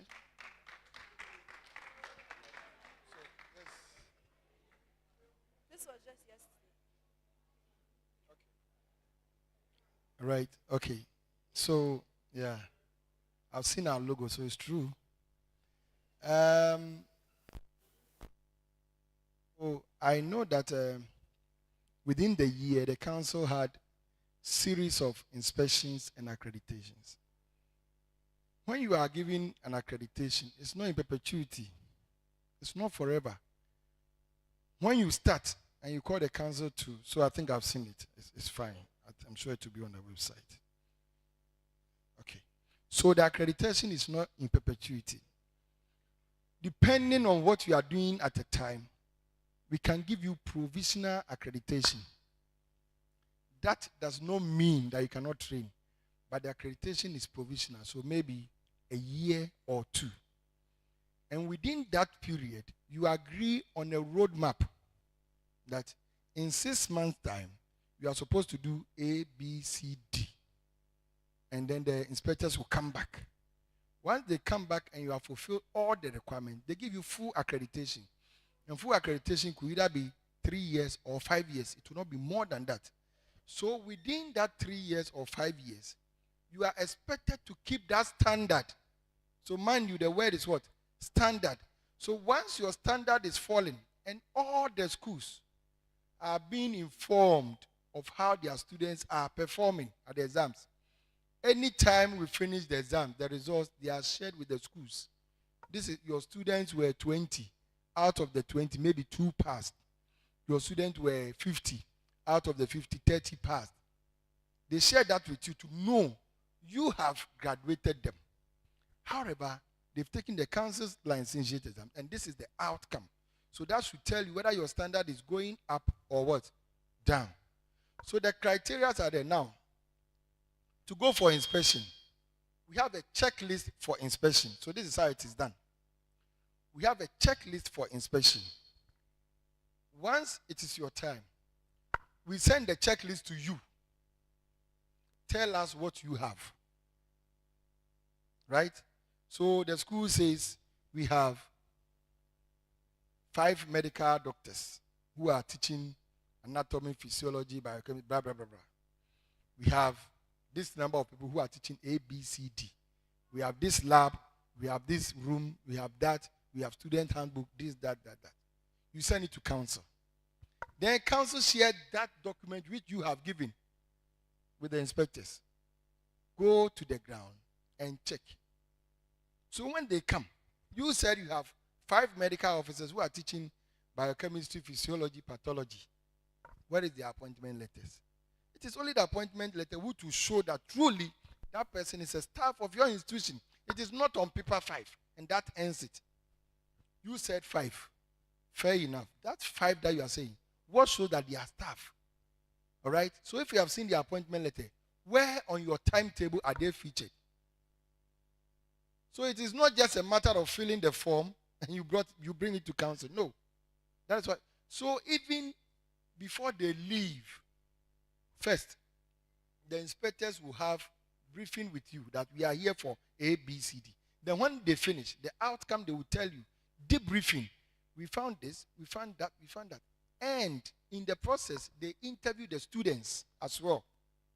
Your school says they have this, that. Is it true? And you say yes or no. So those criteria, they score is between 1 to 5 or 1 to 10. So depending on your score, if it is between 1 to 5 and you are scoring 1 to 1 to 1 to, that is like 40%. But if you score 3, that is like what?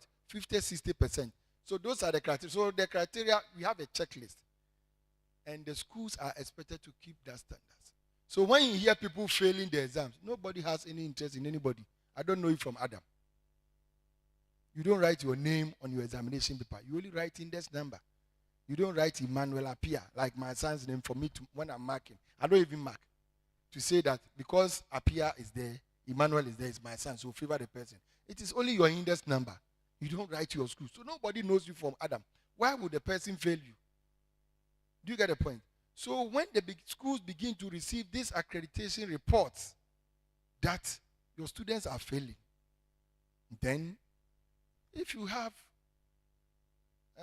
the contact for your rep on the board, Madam Rebecca, she was part of the team that went for the unannounced visit, and she was mad.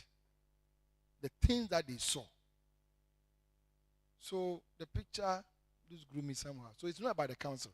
We have to do what we do, so that tomorrow you don't blame us that we are failing you. Nobody is failing you. You pass the exams on your own merit. So I can't specifically say the criteria is A, B, C, D. But there is a checklist the schools are giving. They go through that. And even if you are falling short, the council gives you time. There is a roadmap. But some blatantly are not doing what is expected of them. So definitely, that is what I can say about that. Thank you. Thank you very much. We are immensely grateful. This program wouldn't have been complete without this question being answered. It's very important because my school is in danger. Okay, so please, let's welcome our chairperson, Professor E.S.K. Mohe, to give us his closing remarks.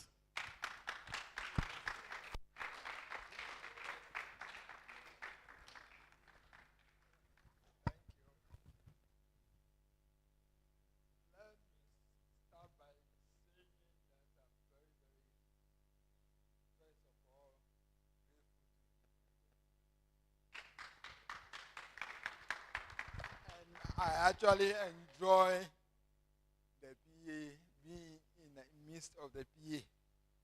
I contribute to training them, and I always stand by them, and I will continue to do that. So let me thank the organizers for bringing this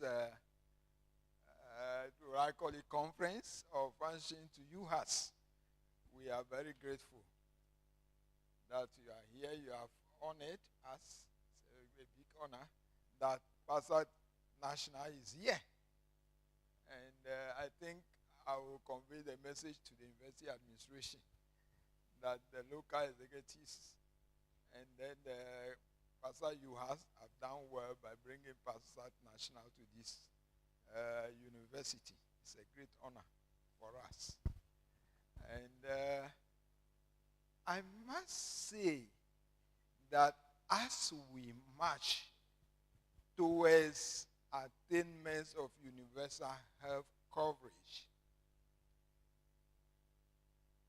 teamwork is very, very essential.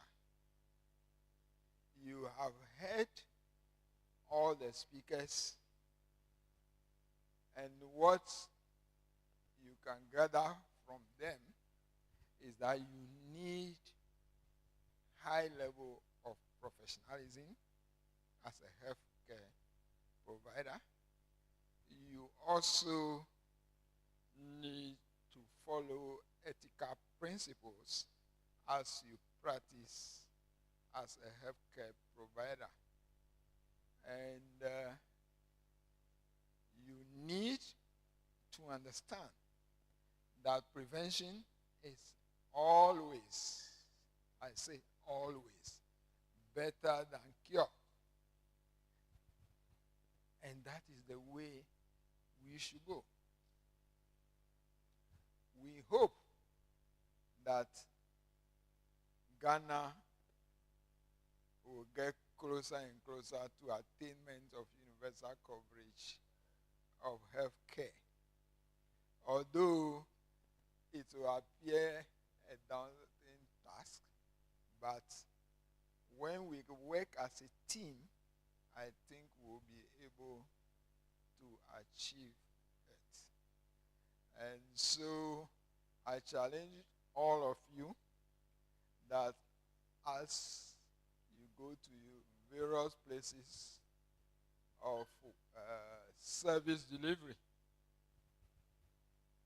particularly those who are already in healthcare, you take home some of the key information that has been given to us this morning. And let WHO and national guidelines guide us in our practice. Because nationally there are guidelines in healthcare practice. Internationally, WHO has continued to give guidelines to us, one, as a nation and an individual healthcare provider. And so, for the students, it is very, very important to note that university guides you to look for information, and that one of the most reliable sources of information for health care is WHO guidelines. And those guidelines are supposed to be adopted to suit the national situation.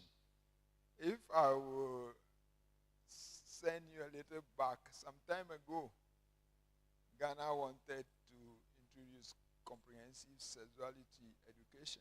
It's purely a national program. WHO has given the guidelines, all right. But nationally, we are supposed to develop what is suitable for us.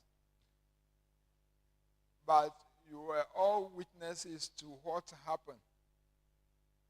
Without giving it much consideration, it was shut down. When you shoot down a program like that, it affects you yourself, not anybody. If your father's house is there and you don't develop it, the house will continue to be to deteriorate. So Ghana will never be developed by anybody from outside Ghana. Ghana will be developed by us. If I'll tell you, that was in America's too, we were 60 when we completed. Only 10 of us are in Ghana today. The rest are in the developed world practicing medicine. It is good to go outside to explore and look for money. But the truth also remains that you have to develop your nation yourself. Nobody will do it for us. So again, I will challenge the PA that some of us cherish a lot, that you continue to provide healthcare with high level of professionalism, following the ethic guidance that has been provided by the Medical and Dental Council. Please don't argue with Medical and Dental Council.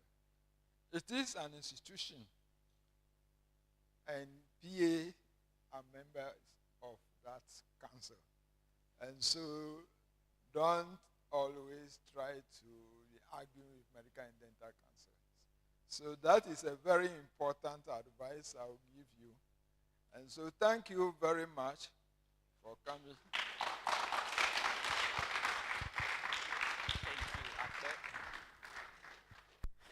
Thank you, Professor E.S.K. Mohe, for the closing remarks. We will now call on the head for chaplaincy from Pentecost University to give us the closing prayer, after which you can go for your food, but we will be taking pictures with our special guests. Thank you. Let's bow down heads in prayer. So, Father, we are grateful today for granting us the opportunity to witness this such a wonderful program and wonderful speeches and presentations. We pray committing our guest speakers into your hands. We pray for safe travels for them. And those of us staying back too, we pray that you continue to protect us and guide us throughout the program. And at the end, glory and honor will be given to you. We thank you in the name of Jesus. Amen. Amen. Thank you very much. Thank you very much. We are grateful. So that marks the end of the morning section for day 2. Thank you very much, National Executive Council. We would like to see you on stage together with our special invited guest speakers for pictures. It is very necessary. Thank you.